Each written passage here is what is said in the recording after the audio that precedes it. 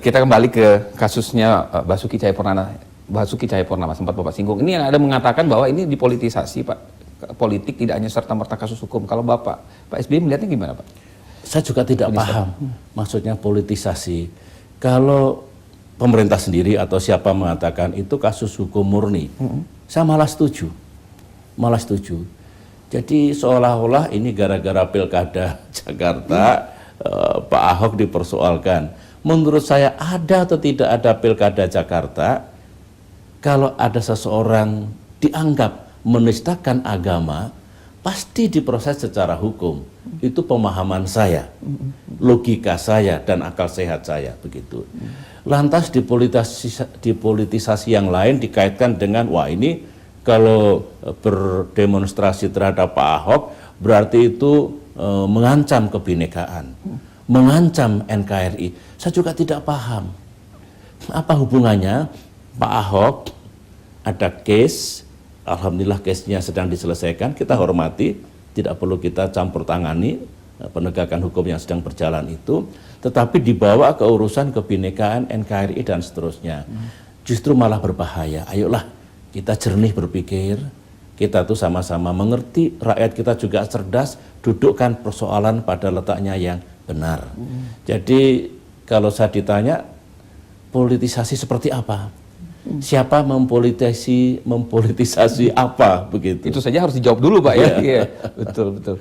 Tapi Pak, kalau kita melihat kasus ini sampai begitu ada masa yang turun tadi, Pak, ya, dan kemudian ini ada tudingan dipolitisasi dan segala macam, tapi kemudian justru orang sebaliknya, ini tentu pro dan kontra, Pak. Kemudian yang pro itu mengatakan bahwa itu hate speech, Pak. Nah, bagaimana Bapak melihat ada hate speech ketika orang protes seperti itu, bagaimana, Pak? Gini ya, mari kita letakkan dalam konteksnya yang benar. Hate speech itu ada aturannya, internasional juga ada, nasional juga ada. Dalam undang-undang yang berlaku juga ada yang disebut pencemaran nama baik, ya kan? Contohnya seperti itu juga ada aturannya. Lihat saja, kalau kembali ke kasus Pak Ahok, lihat saja termasuk apa itu. Biarlah hukum bicara, keadilan bicara.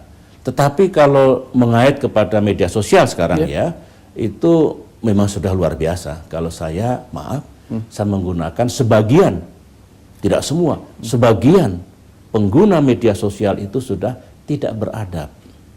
Karena yang diproduksi adalah kebencian, hatred, yang diproduksi fitnah, yang diproduksi karakter assassinations, banyak sekali. Dan itu tidak baik. Ayolah kita kembalikan negara kita ini kan negara Pancasila, negara yang berkeadaban. Masuk kita biarkan. Saya dukung penuh ya pernyataan Presiden Jokowi untuk menertibkan media sosial kita ini. Saya dukung penuh dengan catatan Pak Jokowi adil, berlaku bagi semua, tidak tebang pilih. Karena rakyat juga tahu dari mana awalnya media sosial yang berubah sebagai mesin penghancur seperti ini. Siapa yang menjadi sasaran diserang bertubi-tubi. Sampai katakanlah tidak berkutik lagi, tidak bergerak lagi. Dari mana itu, Pak? Ya. Dari mana itu, Pak? Saya tidak tahu, tapi ada itu.